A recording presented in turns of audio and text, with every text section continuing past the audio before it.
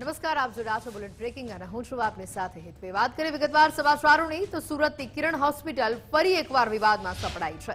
કિરણ હોસ્પિટલના તબીબો પર બેદરકારીનો આરોપ લાગ્યો છે।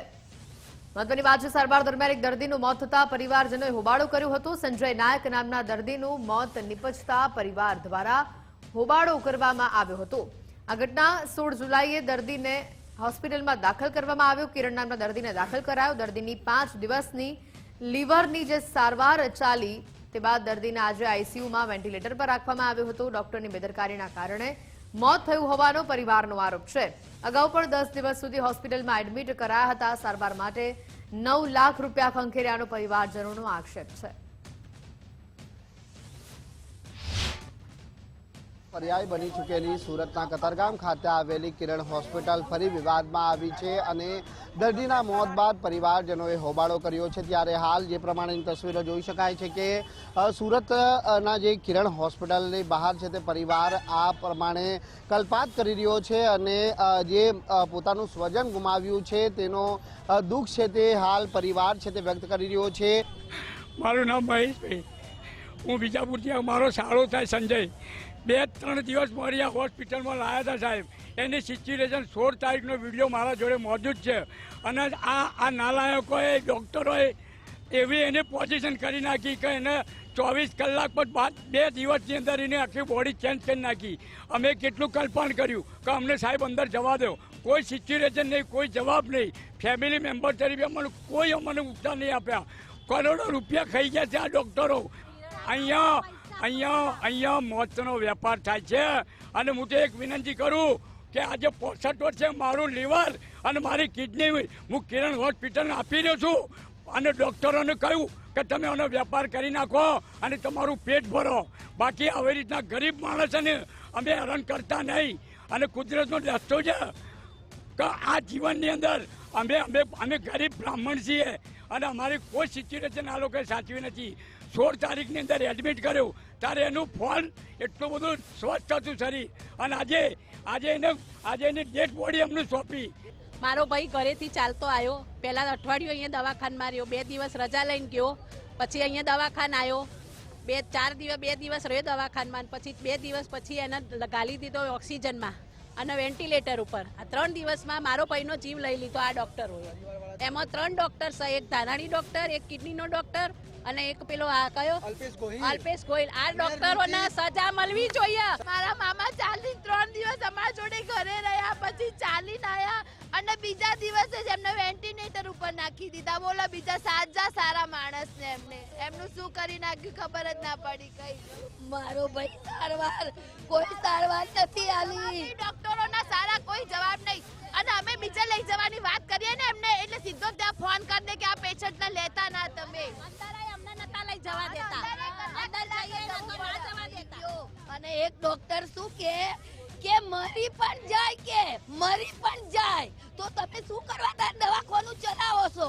શું કે જે વ્યક્તિ ગયો મારો મામો હતો, હું 500 કિલોમીટરથી અહીંયા આવ્યો છું તો બી આ લોકો એમનું રૂલ્સ ફોલો કરાવે છે કે રૂલ્સ તમે ફોલો કરો, અહીંયા સીડીમાં જશો નહીં, બેસી રહો, જ્યારે મળવાનો ટાઈમ થશે ત્યારે તમે મલાઈશું। હજી સુધી મેં જોયા નહીં, છેલ્લે એવો કે છે કે પમ્પિંગ ચાલુ કરી દીધું છે। એટલે ભાઈ લીવરનો પ્રોબ્લેમ છે, તમે પમ્પિંગ શેનું કરો છો?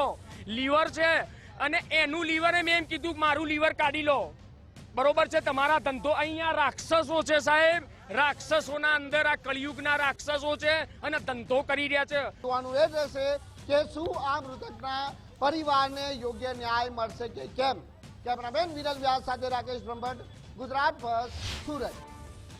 તો આ દર્દીના મોત બાદ કિરણ હોસ્પિટલનો ખુલાસો સામે આવ્યો છે। કિરણ હોસ્પિટલના સીઈઓ ડોક્ટર હર્ષદ જોશીનું નિવેદન સામે આવ્યું। દર્દીનું મોત થયું છે તે પહેલા અન્ય હોસ્પિટલમાં દાખલ હતા, અન્ય હોસ્પિટલમાં સારું ન થતા અહીંયા તેમને લાવવામાં આવ્યા। દર્દીનું લીવર અને કિડની બંને ફેલ હતા। લીવર કિડની સહિત ઇન્ફેક્શન થવાના ઘણા ચાન્સીસ હોય છે। પરિવાર પોલીસ કેસ કરી શકે છે। તમામ આક્ષેપો ખોટા છે તેવી વાત તેમણે કહી। હમણાં જે પેશન્ટ એક્સપાયર થઈ ગયું એ પેશન્ટ એકચ્યુઅલી રાજીવ મહેતા સાહેબના અંડરમાં દાખલ હતું, ત્યાં અને લીવર મહાવીરમાં પણ ટ્રીટમેન્ટ થયેલી છે, ત્યાંથી સારું ન થતાં એ અહીંયા આવ્યા છે। એ આવ્યા પછી પણ એને બધી કન્ડિશન સમજાવેલી છે કે એનું લીવર ફેલ છે, કિડની ફેલ છે, બરાબર, એટલે ડાયાલિસિસ કરવું પડે, લીવર ટ્રાન્સપ્લાન્ટ કરવું પડે. હવે એ લીવર એટલું ખરાબ હોય એના ઘણા બધા કારણો હોઈ શકે, બરાબર, આલ્કોહોલ લેવામાંથી, ઇવન બાકીના જે ઇન્ફેક્શન થયા હોય, હિપેટાઇટિસ થયું હોય એને કારણે પણ થઈ શકે. એટલે એનું લીવર ફેલ થયું, ડાયાલિસિસ પણ કરતા હતા. એ વખતે જ આ એપિસોડ થયો કે જ્યાં સુધી ફિટ ન થાય ત્યાં સુધી લીવર ટ્રાન્સપ્લાન્ટ થઈ શકે નહીં. હવે લીવર ટ્રાન્સપ્લાન્ટ ન થાય જેવી શક્યતા જ ન હોય તો પછી એને અમારા બાકીની સપોર્ટિવ ટ્રીટમેન્ટ આપે, જેથી કરીને લાઈફ થોડીક આપણે સ્મૂથલી કરી શકીએ. પણ આ જે કન્ડિશન છે એમાં કન્ડિશનમાં કોઈ નેગ્લિજન્સ થઈ એવું કશું છે નહીં. અને હવે વાત કરીશું દક્ષિણ ગુજરાતમાં જળ તાંડવની.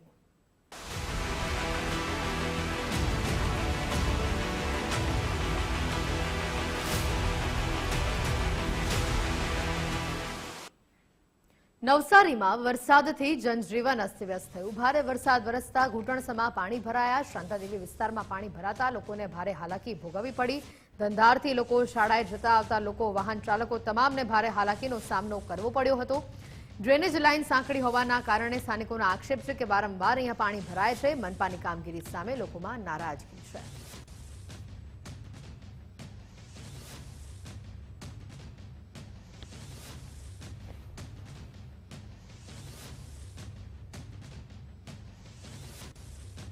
જે પ્રકારે મનપાની કામગીરી સામે લોકો નારાજગી વ્યક્ત કરી રહ્યા છે. નવસારીથી આ તસવીરો આપ જોઈ રહ્યા છો. લોકોની દુકાનોની અંદર રસ્તા પર જે પાણી ભરાયા છે તેને લઈને લોકોને પારાવાર મુશ્કેલીનો સામનો કરવો પડ્યો. નવસારી શહેર અને જિલ્લામાં ગત મોડી રાતથી ભારે વરસાદને કારણે અનેક વિસ્તારોમાં પાણી ભરાવાની સમસ્યા સામે આવી છે. હાલમાં આપણે છીએ નવસારીના શાંતાદેવી વિસ્તારમાં, જ્યાં ગટરના પાણીની સાથે વરસાદી પાણી મિક્સ થવાને કારણે વિસ્તારમાં જળબંબાકારની સ્થિતિ જન્મી છે, જેના કારણે વાહન ચાલકો અને રાહદારીઓને ઘણી મુશ્કેલીઓનો સામનો કરવો પડી રહ્યો છે. એક તરફ જ્યાં પાલિકા ગત વખત વરસેલા વરસાદને કારણે તેમાંથી કંઈ શીખી નથી, તેના કારણે હાલમાં જે ડ્રેનેજ લાઈનો છે તે બધી ઉભરાઈ જવા પામી છે અને તેના કારણે ગટરનું પાણી હાલમાં માર્ગ ઉપર વરસાદી પાણીની સાથે મિક્સ થઈને ફરી વળ્યું છે, જેના કારણે વાહન ચાલકો હોય, રાહદારીઓ હોય કે અન્ય દુકાનદારો હોય તે લોકોને મુશ્કેલીઓનો સામનો કરવો પડી રહ્યો છે. નીલ નાયક, ગુજરાત ફર્સ્ટ ન્યૂઝ, નવસારી.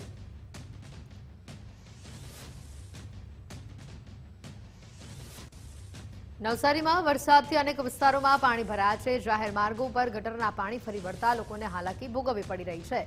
શાંતિદેવી વિસ્તારમાં રસ્તા પર પાણી ભરાયા છે. ગાંધીનગર સોસાયટીમાં પણ લોકોના ઘરોમાં પાણી ઘૂસ્યા છે. તસવીરો તેની સામે આવી છે. રસ્તા પર વાહનોના પૈડા અડધા ડૂબી જાય એટલું પાણી ભરાયેલું છે. વાહન ચાલકો, રાહદારીઓને તમામને હાલાકીનો સામનો કરવો પડી રહ્યો છે. નવસારી શહેરમાં વરસાદથી અનેક વિસ્તાર પાણી થયા છે. સ્ટેશન વિસ્તારમાં રસ્તા પર વરસાદી પાણી ભરાયા છે. વરસાદી પાણીની સાથે ગટરના પાણી ભળતા લોકોને હાલાકી થઈ રહી છે. ઘૂંટણસમા પાણી ભરાતા વાહન ચાલકો પણ પરેશાન બન્યા છે. પાણી નિકાલની યોગ્ય વ્યવસ્થા કરવા તંત્ર પાસે લોકો માંગ કરી રહ્યા છે.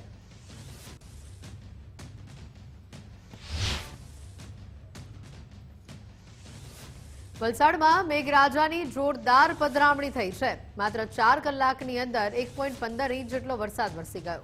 વરસાદ પડતા પાણી ભરાયા. નેશનલ હાઈવે સર્વિસ રોડ પર પાણી ભરાયા. વાહન ચાલકોને મુશ્કેલીનો સામનો કરવો પડ્યો. પ્રી મોન્સૂન કામગીરી માત્ર કાગળ પર હોવાનો આક્ષેપ થઈ રહ્યો છે. હાઈવે ઓથોરિટીની કામગીરી પર સવાલો ઉઠ્યા છે. વરસાદના પગલે ખેડૂતોમાં આનંદની લાગણી છવાઈ છે. વરસાદી માહોલ વચ્ચે ખેડૂતોમાં ખુશીનો માહોલ છે.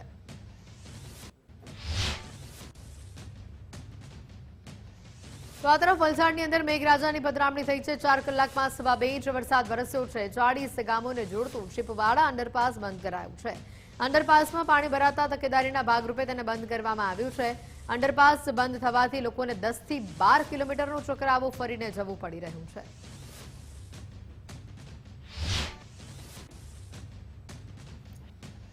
વલસાડમાં ભારે વરસાદના પગલે ઠેર ઠેર પાણી ભરાયા છે. શહેરના અલગ અલગ વિસ્તારોની અંદર પાણીની સમસ્યા સર્જાઈ છે. મહાદેવનગર સોસાયટીની અંદર પાણી ભરાતા લોકો પરેશાન થયા. અધિકારીઓ માત્ર પોકળ દાવા કરી રહ્યા છે. આશ્વાસન આપતા હોવાનો લોકો દાવો કરી રહ્યા છે. પાણી ભરાવાથી વાહન ચાલકોને હાલાકીનો સામનો કરવો પડી રહ્યો છે. તાત્કાલિક ધોરણે પાણીનો નિકાલ કરવાની સ્થાનિકોએ માંગ કરી છે વરસાદી પાણીના નિકાલ માટે તંત્રની કામગીરી ખૂબ જ જરૂરી છે. બહુ વરસાદ પડે ત્યારે પાણી ભરાઈ જાય છે. એની માટે પાલિકાએ ઘણા પ્રયત્નો પણ કર્યા, પણ યોગ્ય દિશામાં પ્રયત્ન થતા નથી. વચમાં અધિક કલેક્ટર સાહેબ જાત તપાસ માટે આવ્યા હતા, ત્યારે પાલિકાના જે બાંધકામ ખાતાના જે અધિકારી હતા એમણે અહીં એક ચેમ્બર છે, એ ચેમ્બરને ઊંચું કરવાની વાત કરી હતી કે વરસાદી પાણી એના થકી આગળની બાજુ નીકળી જાય. પણ એ સમયે તો એ બાંધકામના જે અધિકારી હતા એમણે તરત જ થઈ જશે એમ કહી દીધું, પણ એ સાહેબ આવીને લગભગ અઠવાડિયું 15 દિવસ થવાના, પણ એકલું ચેમ્બર એક ઊંચું થતું નથી. તો વલસાડ શહેરમાં ભારે વરસાદથી પાણી ભરાયા છે. મોગરાવાડી શોપિંગ સેન્ટર રોડ પર પાણી ભરાયા છે. પાણી ભરાતા સ્થાનિકોને અવરજવરમાં હાલાકીનો સામનો કરવો પડી રહ્યો છે. તંત્રની નબળી કામગીરીને લઈને લોકોમાં હાલ રોષનો માહોલ છે. પાણીમાં નદી એમાં રોડ ફેરવાઈ ગયેલો છે. આખા રસ્તામાં પાણી વરસાદ હોય એટલે રસ્તો તો દેખાતો જ નથી. બધે આખા બે બાજુ દુકાનની વચ્ચે પાણી જ જતું હોય છે, એટલે વરસાદી પાણીનો નિકાલ બી નથી થયેલો કોઈ જગ્યાએ, ને બધું આખી રોડની પથારી ફેરવાઈ ગયેલું. ને જ્યારે કે તંત્રને તો કે એ પાસ થયેલો છે તમારો બંધ છે, પાસ થયેલો છે બંધ છે, ક્યારે બંધ છે તો હજી ખબર જ નથી પડતી. ને આખો એ ખોડિયાર હોટલ થી અહીંયા સુધી બનવાનો છે એમ વાત જ મળે છે. હજી કામ ચાલુ છે પણ બનતું કઈ નથી. ને હમણાં જો ટ્રેક્ટર તમારી મારી પછાડી જ છે, તંત્રે ચાલુ કર્યું છે નાખવા. તો આ તરફ સુરતના પૂરગ્રસ્ત વેપારીઓ માટે રાહતના સમાચાર છે. પૂર નુકસાની મામલે સરકારનો સત્તાવાર પરિપત્ર જાહેર થયો છે. ઉદ્યોગ અને ખાણ વિભાગ દ્વારા સહાય ચૂકવવામાં આવશે. સહાય મેળવવા માટેના નિયમો જાહેર કરવામાં આવ્યા. નુકસાનીના ફોટોઝ કે વિડીયોઝ ફોર્મ સાથે જોડવા અરજી સંબંધિત જિલ્લા ઉદ્યોગ કેન્દ્રમાં જમા કરાવવી. રોકડ સહાય માટે મામલતદારને અરજી કરવાની રહેશે. આ બધી બાબતો જણાવવામાં આવી. મ્યુનિસિપલ કમિશનરને પણ અરજી કરી શકાશે. વ્યાજ સહાય માટે લોન લીધાના પુરાવા આપવા પડશે. અરજી કરવાની સમય મર્યાદા 6 માસની રહેશે. જરૂરી પુરાવાની સાથે અરજી કરવા માટે તંત્રએ સૂચના આપી છે.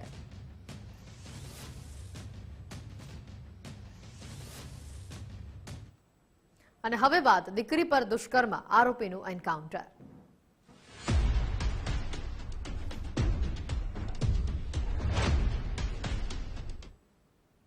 આણંદમાં 4 વર્ષની દીકરી પર દુષ્કર્મ બાદ તેની હત્યા કરવામાં આવી અને હત્યા કરનારનું એન્કાઉન્ટર કરવામાં આવ્યું. ભાગતા આરોપી પર પોલીસે ફાયરિંગ કરતા આરોપીનું મોત થયું છે. આણંદના વાસદ પાસે અપહરણ બાદ બાળકીની તેને હત્યા કરી હતી અને તે બાદ પોલીસ દ્વારા આરોપીનું એન્કાઉન્ટર કરવામાં આવ્યું હોવાની વિગતો. આણંદના વાસદ પાસે અપહરણ બાદ બાળકીની હત્યા કરવામાં આવી. દુષ્કર્મ ગુજાર્યા બાદ રેલવે ટ્રેક પર ફેંકી દીધી. બાળકીને રાત્રિના સુમારે ટ્રેન નીચે કચડાઈ જવાથી તેનું મોત થયું હોવાની માહિતી છે. રેલવે સ્ટેશનની ટિકિટ બારી પાસેથી બાળકીને આરોપી ઉઠાવી ગયો હતો. પોલીસે બોયાસણ પાસેના પરા વિસ્તારના સુરેશ પરમારને ઝડપી લીધો છે. પોલીસે સુરેશ પરમારને પોલીસ વાનમાં બેસાડી વાસદ લાવવા માટે નીકળી. સુરેશ નશાની હાલતમાં હોવાથી કંટારિયા આસુદર વચ્ચે વોમિટ કરવા માટે ઉતર્યો. આરોપી વોમિટ કરવા માટે નીચે ઉતરતા પોલીસ પર ચપ્પા વડે તેણે હુમલો કર્યો. આરોપીએ 2 પોલીસ જવાન રાજવીરસિંહ અને મહિપાલસિંહને ઈજા પહોંચાડી. પોલીસ સાથે હાથાપાઈ થતા પોલીસે સુરેશને વોર્નિંગ આપી. આરોપી ભાગવા જતા પોલીસે ફાયરિંગ કરવાની ફરજ પડી. આરોપી અને 2 પોલીસ જવાનોને હોસ્પિટલ ખસેડવામાં આવ્યા. હોસ્પિટલમાં સારવાર દરમિયાન આરોપી સુરેશનું મોત થયું હોવાની વિગતો સામે આવી છે. આણંદમાં અપહરણ અને હત્યાના આરોપીનું એન્કાઉન્ટર કરવામાં આવ્યું. વાસદ એન્કાઉન્ટર કેસમાં પોલીસને મોટી સફળતા હાથ લાગી. ઘટના સ્થળ પરથી 6 ફૂટેલા કારતૂસ પણ મળી આવ્યા છે. પીએસઆઈ આઈજે રાણાએ 6 રાઉન્ડ ફાયરિંગ કર્યું હતું. પોતાની સરકારી ગ્લોક પિસ્તોલમાંથી તેમણે ફાયરિંગ કર્યું હતું. એફએસએલ અને ફોરેન્સિક ટીમે પુરાવા જપ્ત કર્યા છે. ઘટના સ્થળ પર વૈજ્ઞાનિક તપાસ હાલ ચાલુ છે. એન્કાઉન્ટર કેસમાં વધુ 2 મહત્વની વાત છે. પુરાવાના આધારે પોલીસે તપાસ હાથ ધરી છે. બાળકી સાથે જઘન્ય કૃત્યના આરોપીનું એન્કાઉન્ટર કરવામાં આવ્યું છે. નાયબ મુખ્યમંત્રી હર્ષભાઈ સંઘવીનું નિવેદન. 4.5 વર્ષની બાળકીની હત્યા થઈ. બાળકી સાથે દુષ્કર્મ ગુજારવામાં આવ્યું. આરોપીનો ભૂતકાળ ગુનાથી ખરડાયેલો હતો. પોલીસને ચપ્પુ મારવાનો તેણે પ્રયાસ કર્યો. પોલીસે સ્વ બચાવમાં ફાયરિંગ કરવું પડ્યું. નરાધમોને કંટ્રોલમાં રાખવાનું કામ જ પોલીસનું છે. 4.5 વર્ષની બાળકી એની હત્યા, મોટા મોટી દુષ્કર્મ બી, અને જેનો ભૂતકાળ બી આ જ પ્રકારના ગુનાઓ જોડે જોડાયેલો છે, એવો નરાધમ પોલીસને ચક્કુ મારવાની કોશિશ કરે.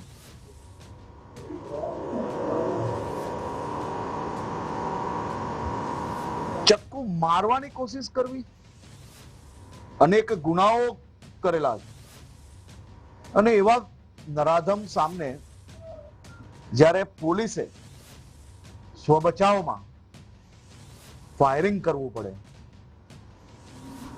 આવા નરાધમોને સંપૂર્ણપણે કંટ્રોલમાં રાખવા એ જ રાજ્ય પોલીસનું કામ છે. વાસદમાં બાળકી સાથે દુષ્કર્મ હત્યાના આરોપીનું એન્કાઉન્ટર કરવામાં આવ્યું. આણંદ જિલ્લા પોલીસ વડા જીજી જસાણીનું નિવેદન. આરોપી સુરેશ પરમાર વિકૃત માનસિકતા ધરાવતો હતો. આરોપીએ વોમિટ કરવા માટે કાર ઉભી રખાવી. બહાર ઉતરતા જ તીક્ષ્ણ હથિયારથી તેણે હુમલો કરી દીધો. આરોપીને જ્યારે પકડ્યો ત્યારે નશામાં ફૂલ હતો અને ગાડીમાં, સરકારી ગાડીમાં જ્યારે બેસાડ્યો ત્યારે મને ઉલટી જેવું થાય છે, વોમિટ થાય છે એવી ફરિયાદ કરી, જેથી એલસીબીના અધિકારી કર્મચારીઓએ ગાડી સાઈડમાં રાખી અને એને ઉલટી કરવા માટે બહાર નીચે ઉતાર્યો. એ દરમિયાન અચાનક એમણે પોતાની પાસેથી એક તીક્ષ્ણ હથિયાર કાઢી અને એલસીબીના જે અમારા 2 કર્મચારીઓ જેને પકડીને ઊભા હતા, મહિપાલસિંહ રાઠોડ અને રાજવીરસિંહ, બંને ઉપર વારાફરતી હુમલો કરી દીધો. બંનેને ચપ્પાના અનેક ઘા મારેલા છે. આ બંને પોલીસ કર્મચારીઓની સાથે એલસીબીના પીએસઆઈ આઈજે રાણા પણ હતા. એ તરફ ગાડીમાંથી ઉતરી અને આ બચાવવા માટે આ બંને તરફ ગયા તો આરોપીએ એમના ઉપર પણ હુમલો કરવાનો પ્રયત્ન કર્યો. બંને પોતાના કર્મચારીઓને ઇજાગ્રસ્ત જોઈ અને પોતાના ઉપર પણ આરોપી હુમલો કરવા જે જનૂનથી આવતો હતો, એટલા માટે પીએસઆઈ આઈજે રાણા દ્વારા પોતાના અને કર્મચારીઓના સ્વ બચાવમાં આરોપી ઉપર પહેલા એક રાઉન્ડ હવામાં ફાયર કર્યું અને ચેતવવા માટે. આરોપી નહીં રોકાણો, કંટ્રોલ નહીં થયો, વધારે જનૂનથી ઈજા કરવા માટે આવ્યો, જેથી પીએસઆઈ રાણાએ પહેલા એમના પગ ઉપર એક રાઉન્ડ ફાયર કર્યું જે ગોળી એને વાગી છે, અને આમ છતાં પણ આરોપી ફરી વખત ધસી આવ્યો પીએસઆઈને મારવા માટે. પીએસઆઈએ ફરજિયાત બીજા 4 રાઉન્ડ ફાયર આરોપી ઉપર કર્યું છે. આમ આરોપીને 5 ગોળીઓ વાગી. આરોપી ત્યાં સ્થળ ઉપર જડી પડ્યો બાદમાં. આણંદની કરમસદ હોસ્પિટલની એસપીએ મુલાકાત લીધી. એન્કાઉન્ટરમાં ઇજાગ્રસ્ત પોલીસ કર્મીઓની તેમણે મુલાકાત લીધી. એસપી જીજી જસાણીએ પોલીસ કર્મીઓના ખબર અંતર પૂછ્યા. પોસ્ટમોર્ટમ રૂમ ખાતે આરોપીના પીએમની પણ તેમણે માહિતી મેળવી હતી. સાંસદ મિતેશ પટેલે ઇજાગ્રસ્ત પોલીસકર્મી સાથે ખાસ વાતચીત કરી. આરોપીના એન્કાઉન્ટરમાં ઘાયલ પોલીસકર્મી સાથે વાતચીત કરી. દિલ્હીથી વિડીયો કોલના માધ્યમથી ખબર અંતર પૂછાઈ. ઇજાગ્રસ્ત પોલીસકર્મીના સ્વાસ્થ્યની જાણકારી મેળવી. વહેલી તકે સંપૂર્ણ સ્વસ્થ થવાની શુભેચ્છા પાઠવી. બાળકીની માતા સાથે પણ સંવેદના વ્યક્ત કરી.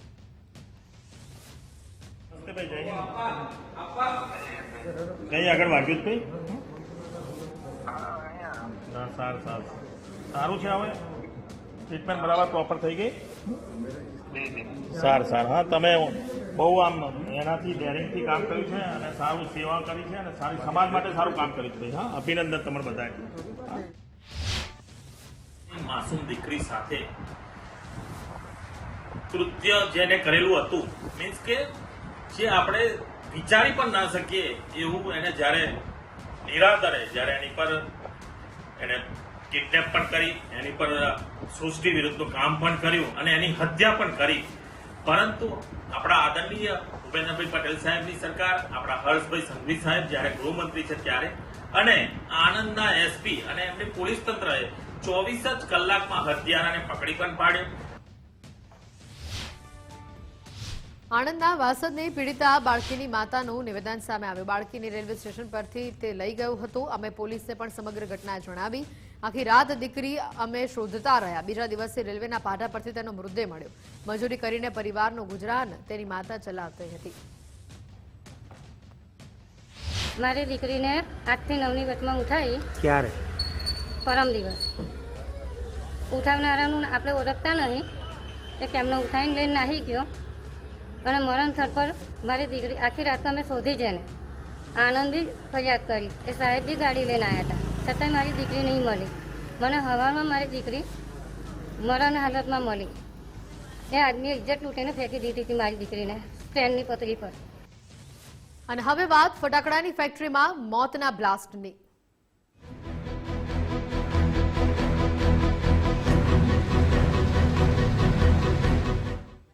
અમદાવાદમાં ફટાકડાની ફેક્ટરીના બ્લાસ્ટનો જે કેસ સામે આવ્યો છે, સારવાર દરમિયાન વધુ એક વ્યક્તિનું મોત થયું હોવાની વિગતો સામે આવી છે. સિવિલ હોસ્પિટલમાં સારવાર દરમિયાન એક શ્રમિકનું મોત થયું. મોડી રાત્રે 90% દાઝી ગયેલા પુરુષનું મોત થયું. ફેક્ટરીમાં બ્લાસ્ટ કેસમાં અત્યાર સુધીમાં 10 લોકોના મોત થયા છે. હજી સિવિલ હોસ્પિટલમાં 4 જેટલા લોકો સારવાર લઈ રહ્યા છે. ફટાકડા ફેક્ટરીમાં જે ગોઝારી ઘટના બની એના થકી 5 દર્દી દાખલ કરેલા, જેમાં એક મહિલા અને 4 પુરુષ હતા. એક મહિલા અને એક પુરુષને ગંભીર રીતે દાઝેલા હતા કે પુરુષને 95%થી વધારે શરીરનો હિસ્સો દાઝ્યો હતો, જ્યારે મહિલાને 75%થી વધારે હિસ્સો દાઝેલો હતો. એ બંને ક્રિટિકલ પરિસ્થિતિમાં આઈસીયુમાં સારવાર હેઠળ હતા, જેમાં વહેલી સવારે 2:15 વાગે 95% દાઝેલા પુરુષ દર્દીનું મૃત્યુ થયું છે, જેને બચાવી શકાયા નથી. જ્યારે 3 દર્દી બંસ વોર્ડમાં દાખલ છે, જેમાં 2 બંસવાળા દર્દી છે. એકને 40% છે, એકને 20% છે.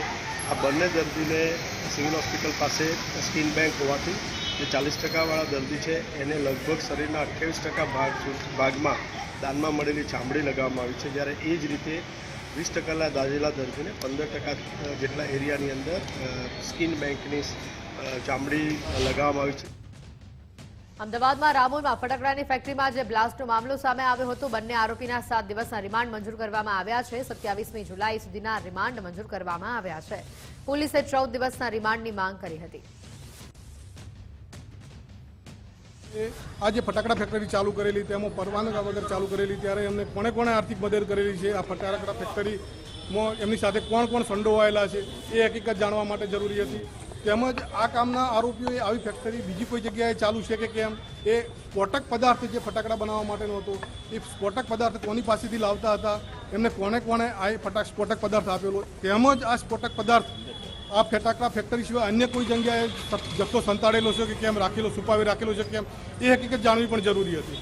એટલે આ સમગ્ર તપાસમાં ફટાકડા બનાવવા માટેનો સ્ફોટક પદાર્થ ક્યાંથી લાવ્યો, એમને કોણે કોણે મદદ કરેલી અને આના સિવાય અન્ય ક્યાં ક્યાં ફેક્ટરીઓ આવેલી છે એ હકીકત જાણવી જરૂરી હોય, જેને નામદાર કોર્ટે અમારી દલીલોને ગ્રાહ્ય રાખી દિન 7ના રિમાન્ડ મંજૂર કરેલા છે.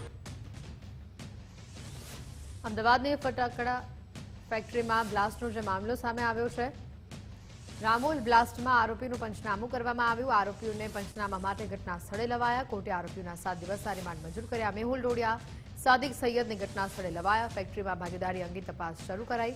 ગેરકાયદે ફેક્ટરીના સમયગાળા અંગે તપાસ કરવામાં આવી. કોના ઓર્ડરથી ફટાકડા બનતા હતા તેની તપાસ થશે.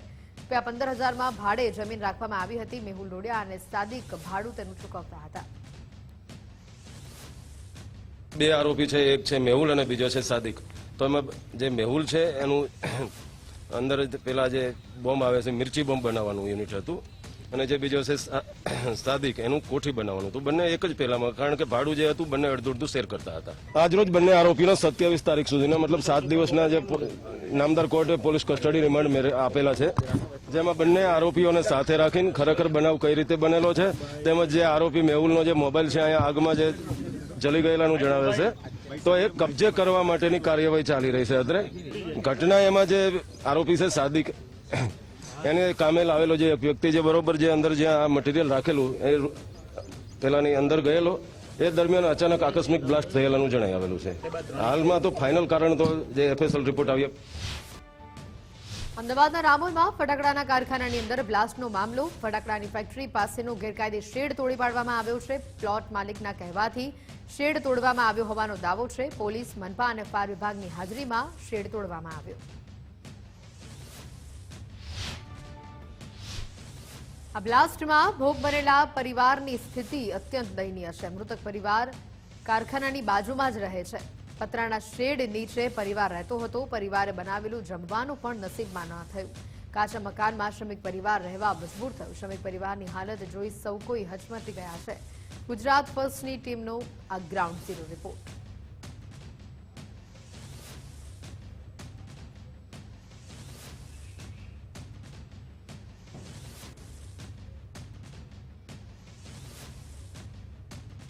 જામનગરના દરેડ જીઆઈડીસીમાં કારખાનામાં ભઠ્ઠીમાં બ્લાસ્ટ થયો. શેલાચંગા નજીક આવેલા કારખાનાની ભઠ્ઠીમાં બ્લાસ્ટ થયો. ભઠ્ઠીમાં બ્લાસ્ટ થતા 3 મજૂરો ઇજાગ્રસ્ત થયા.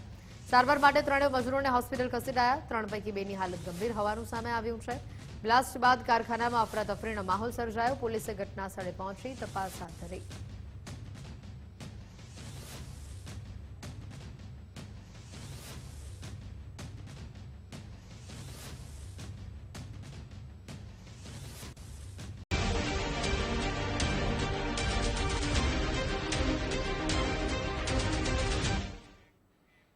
નમસ્કાર, આપ જોઈ રહ્યા છો ગુજરાત ફર્સ્ટ બુલેટ બ્રેકિંગ સમાચારો સાથે હું નવીન દાફડા.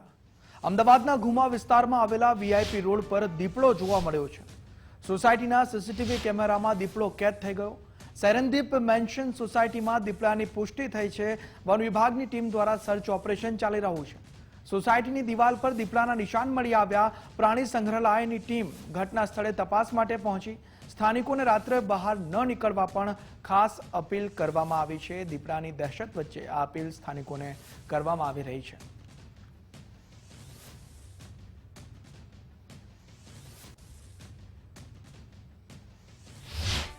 પોણા 3 વાગે સોસાયટીના ચેરમેન દ્વારા અમારા કાર્યકર્તાને પાસે ફોન કરાવ્યો હતો અને રાત્રે પોણા 3 વાગે ફોન કર્યા પછી મેં જૂના સુપ્રિન્ટેન્ડન્ટ સાહુજીને વાત કરી હતી અને સાહુજીએ વન વિભાગની ટીમ અને કાંકરિયાની ટીમ લઈ રાત્રે આવી ગયેલા છે અને રાતથી અહીંયા સર્ચ ચાલી રહ્યું છે.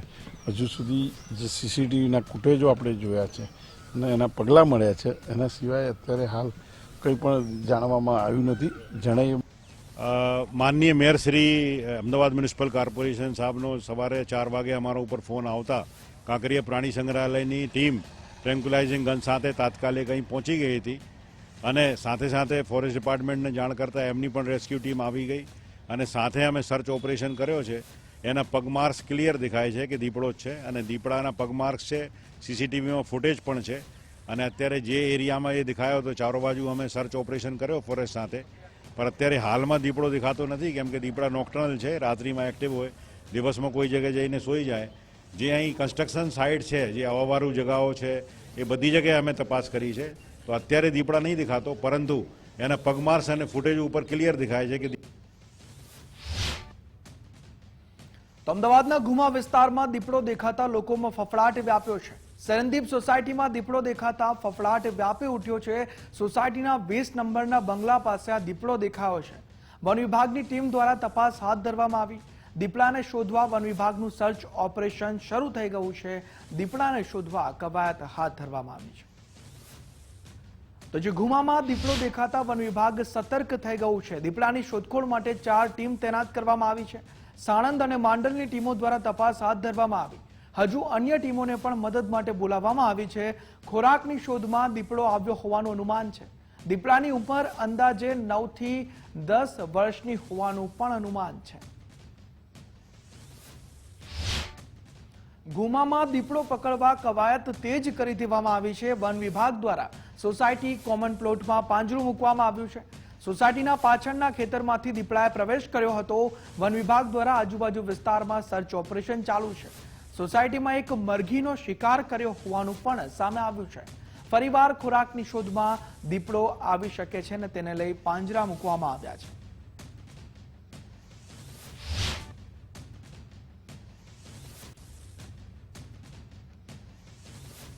તો અમદાવાદમાં દીપડો દેખાવા મુદ્દે વન રાજ્યમંત્રીનું નિવેદન સામે આવ્યું. પ્રવીણભાઈ માળીનું નિવેદન કહ્યું, શેલા અને બોપલ ઘુમા વિસ્તારમાં દીપડો દેખાયો છે. વન વિભાગે દીપડાના રેસ્ક્યુ માટે ટીમો બનાવી. દીપડો અગ્રેસિવ પ્રાણી, કોઈ પજવણી ન કરે તે માટે અપીલ પણ કરવામાં આવી અને દીપડો દેખાય તો વન વિભાગને જાણ કરવા પણ અપીલ પ્રવીણભાઈએ કરી છે. દીપડો ફરવાના સીસીટીવીના માધ્યમ દ્વારા અને લોકોના માધ્યમ દ્વારા સમાચાર મળેલ છે. દીપડો હજી સુધી કોઈને નુકસાન કર્યાના સમાચાર મળ્યા નથી. તેને રેસ્ક્યુ કરવા માટે ફોરેસ્ટ ડિપાર્ટમેન્ટ દ્વારા તમામ ટીમો લાગી ગઈ છે.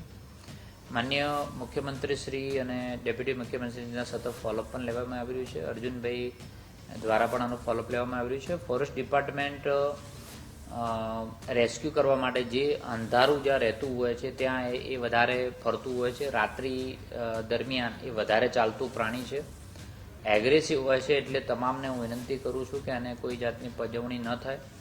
જ્યાં પણ દેખાય ત્યાં તમામ લોકો ફોરેસ્ટ ડિપાર્ટમેન્ટ દ્વારા અથવા વહીવટીતંત્રનો સંપર્ક કરે, જેથી કરીને જલ્દીથી આપણે રેસ્ક્યુ કરી શકીએ. તો ચાંદીપુરા વાયરસથી હાહાકાર મચી ગયો છે.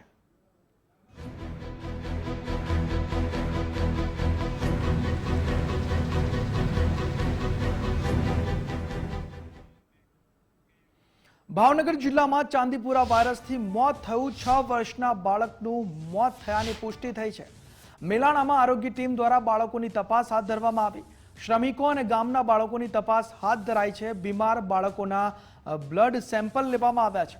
14 વર્ષથી નીચેના તમામ બાળકોની તપાસ ચાલુ છે. 6 વર્ષના બાળકનું ચાંદીપુરા વાયરસના કારણે મોત થયું છે તેવી પુષ્ટિ થઈ. ગામમાં વાડીએ રહેતા શ્રમિકોના ઘરે ઘરે જઈ તપાસ કરવામાં આવી રહી છે. આરોગ્યની ટીમ સાથે IMR, પોંડિચેરી અને ચેન્નાઈની ટીમ પણ હાજર છે. મેલાણા ગામમાં એક ચાંદીપુરાનો કેસ અમને પોઝિટિવ મળી આવે છે. જે અંતર્ગત આરોગ્યની ટીમ દ્વારા રેપિડ રિસ્પોન્સ ટીમની કામગીરી એટલે કે સ્પેશિયાલિસ્ટો સર્ટી હોસ્પિટલમાંથી પણ અવેલેબલ રહેશે. ઉપરાંત ICMR પોંડિચેરી અને ICMR ચેન્નાઈની ટીમો પણ અહીંયા અવેલેબલ છે. જે અંતર્ગત અમે જે જંતુથી વેક્ટરથી રોગ થાય છે એ વેક્ટરને પકડી અને એનું એનાલિસિસ પણ કરવાના છીએ. ઉપરાંત જે પણ બાળકોને તાવના કેસો, જે પણ બાળકોને તાવ હશે એ બાળકોના સેમ્પલ લઈ અને એના માટે પણ અમે ગાંધીનગર ખાતે એના રિપોર્ટ મોકલી અને એ પણ પરિણામ અમે જોઈશું. ઉપરાંત અમારી ટીમ દ્વારા મેડિકલ કેમ્પ પણ ગોઠવવામાં આવેલ છે. તો ઉનામાં શંકાસ્પદ ચાંદીપુરા વાયરસથી બાળકનું મોત નીપજ્યું. સોનરડી ગામે 5 વર્ષના બાળકનું મોત થયું. બાળકને વધુ સારવાર અર્થે ભાવનગર ખસેડાયો હતો. હોસ્પિટલમાં સારવાર દરમિયાન બાળકનું મોત થયું. આરોગ્ય વિભાગની ટીમો દ્વારા સોંદરણી ગામે તપાસ હાથ ધરવામાં આવી રહી છે. ભાઈ ગોહિલનો દીકરો 5 વર્ષનો ચાંદીપુરાના રોગમાં 4-5 દી દાખલ થયો, મહુવા દાખલ થયો, પછી ભાવનગર દાખલ થયો અને આજે રાત્રે ફેલ થઈ ગયો. એટલે ચાંદીપુરાના કેસને કારણે આરોગ્યની ટીમ આવે જિલ્લા લેવલે, તાલુકા લેવલે, સલાખડા આરોગ્ય કેન્દ્રમાં.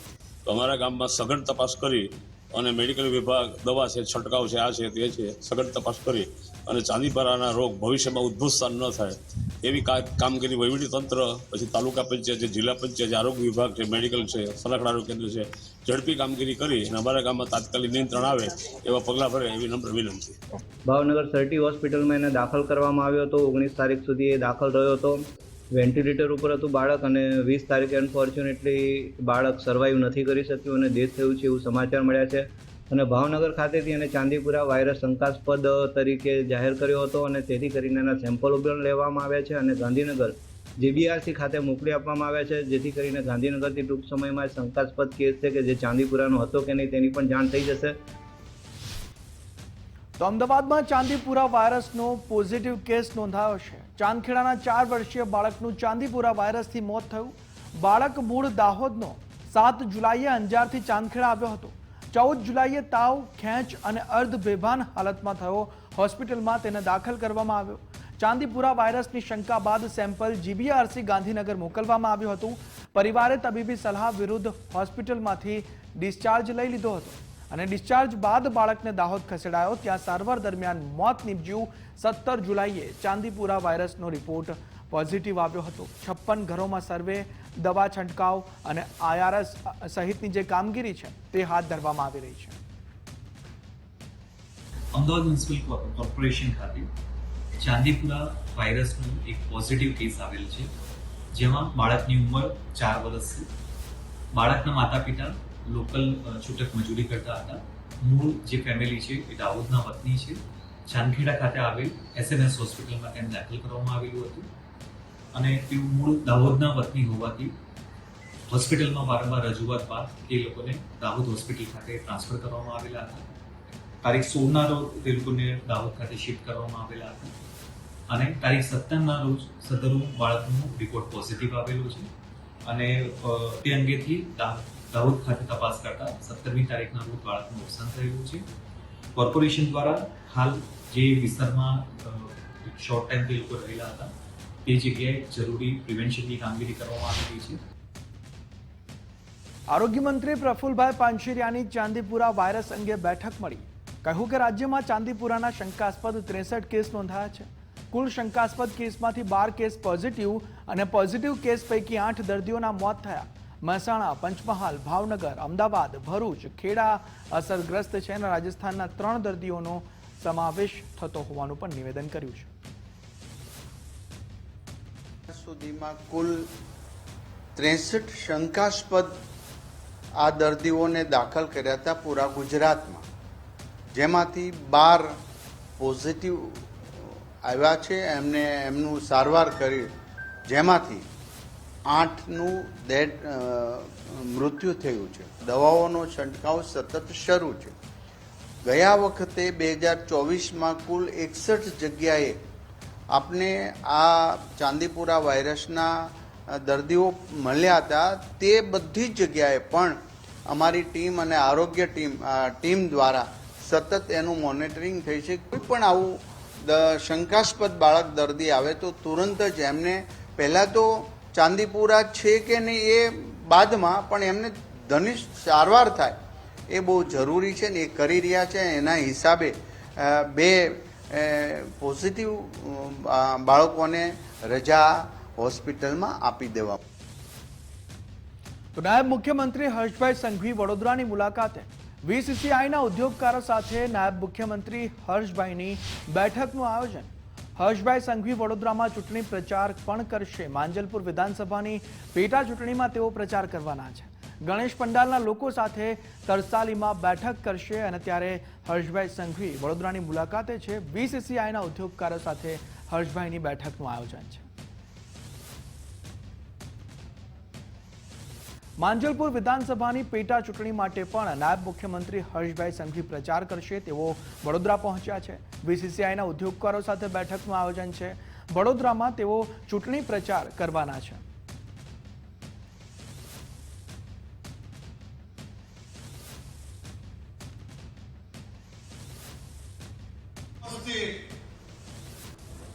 સૌ ગણેશ ભક્તોને હું 2 હાથ જોડીને વંદન કરું છું.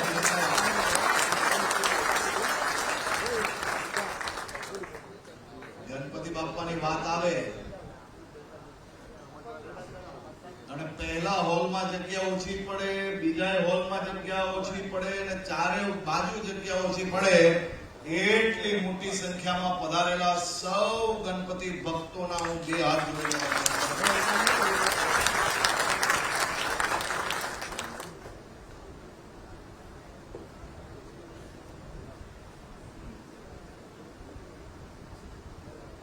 ગણેશ ભક્તોને જ્યારે ગણપતિજીની પૂજા અર્ચના વિધિ આપણે જ્યારે કરતા હોઈએ ત્યારે જરૂરથી લોકમાન્ય તિલકજીની યાદ તો આવે ને આવે. જે લોકમાન્ય તિલકજીએ સૌથી પહેલા સાર્વજનિક ગણેશ ઉત્સવની શરૂઆત કરી મહારાષ્ટ્રમાં અને તે પછી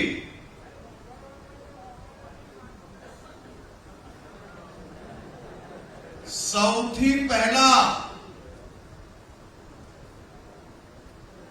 કયા શહેરમાં સાર્વજનિક ગણેશ ઉત્સવની શરૂઆત થઈ?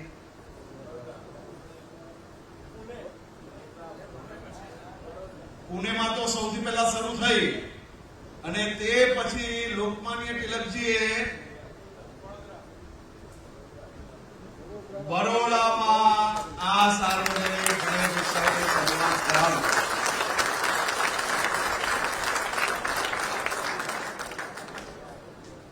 એ વડોદરાના કયા અખાડામાં સૌથી પહેલા શરૂઆત થઈ? એ માનેકરાવ અખાડાથી 125 વર્ષ પહેલા આપણા વડોદરામાં ગણપતિ દાદાની સ્થાપના થવાની શરૂઆત થઈ અને આજ સુધી વડોદરા શહેરના ખૂણે ખૂણે બાપા આપને સૌને આશીર્વાદ આપવા તો આવે ને, અને બાપાની એન્ટ્રી જેવી વડોદરામાં ચાલુ થાય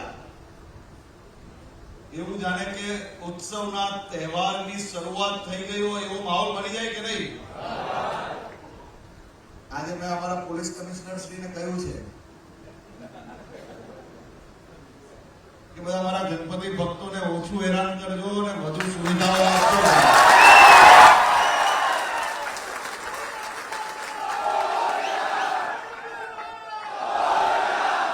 આ પાછું મને તમે કોઈ ફોન કરો અડધી રાત્રે મારે જાગીને એ લોકોને કેવું પડે નહીં કરતા પહેલેથી કહી લીધું.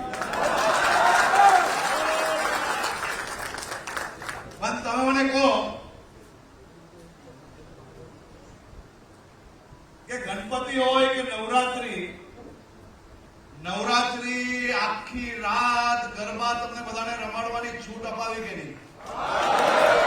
અને વટથી રમાડ્યા કે નહીં? આ અનેક કોંગ્રેસિયાઓ એમને એવું લાગે કે નવરાત્રી એટલે ભારતીય જનતા પાર્ટીનો તહેવાર છે. ભાઈ તમે આ આપણો ગુજરાતની ઓળખ હતી, તમે ભારતીય જનતા પાર્ટીની બનાવી લીધી.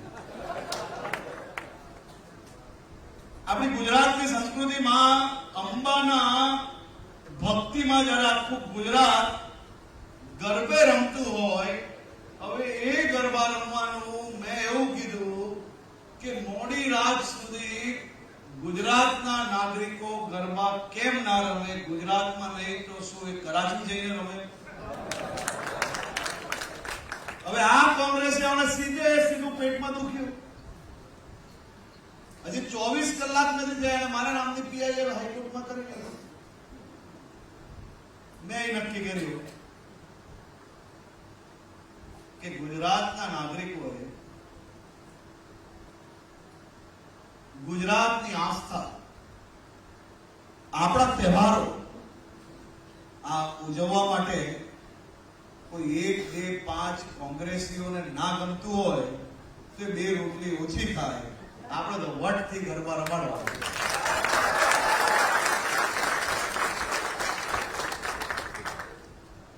એ દરરોજ પેલા વિડીયોની રીલો બનાવ કરે, વહેલી સવારે જાગે ને હર્ષ સંઘવીના નામથી ચાલુ થાય, હર્ષ સંઘવીના નામથી એ લોકોનો દિવસ પૂરો થાય. મને આનંદ આવે. મેં ઊંધું કર્યું. એ લોકોને રીલ બનાવવાનો સમય ચાલુ થાય ને ત્યાર સુધી ગરબા રમાડ્યા. મેં કીધું લો, અને ગરબા રમીને વહેલી સવારે તમે બધા ઘર તરફ જાઓ ત્યારે રસ્તામાં કોઈ બી દુકાન બંધ મળતી હતી? અને વટથી મારા ગુજરાતના મધ્યમ વર્ગના વેપારીઓ, નાની નાની હોટલો, દુકાનો વાળાએ વેપાર કર્યો કે ના કર્યો? હા, હવે આ હજારો લાખો વેપારીઓના ઘરમાં નવરાત્રીના સમયે દિવાળી જેવો તહેવાર બનતો હોય તેમાં કોઈને પેટમાં દુખવું જોઈએ ખરી? અને આ વટથી ચલાવવું પડે કે ના ચલાવવું પડે? તો તમારા બધાનો સહયોગ હશે તો ગાભા ફાડી નાખશે.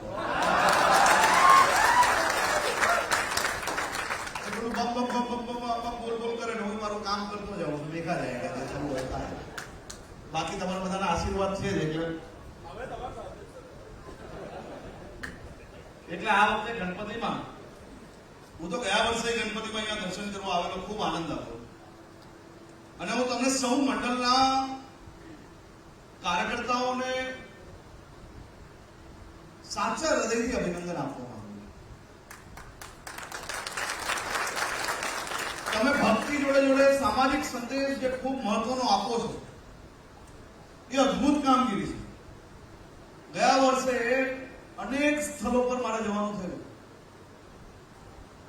દરેક જગ્યા પર કોઈક ને કોઈક સામાજિક સંદેશ હતો જેની આજના સમયમાં અતિ આવશ્યકતા છે. અને જે કામ તમે કરી રહ્યા છો એ અદભુત કામગીરી છે. અને આ જ કામગીરીને આગળ વધારતા આ વર્ષે આપણે લોકો કેમ એવો સંકલ્પ ના લઈ શકીએ કે આખા મંડપમાં પ્લાસ્ટિક નામની વસ્તુઓને વાપરશો નહીં. આખું વડોદરામાં ગણપતિજીની જે સ્થાપના કરી છે ને,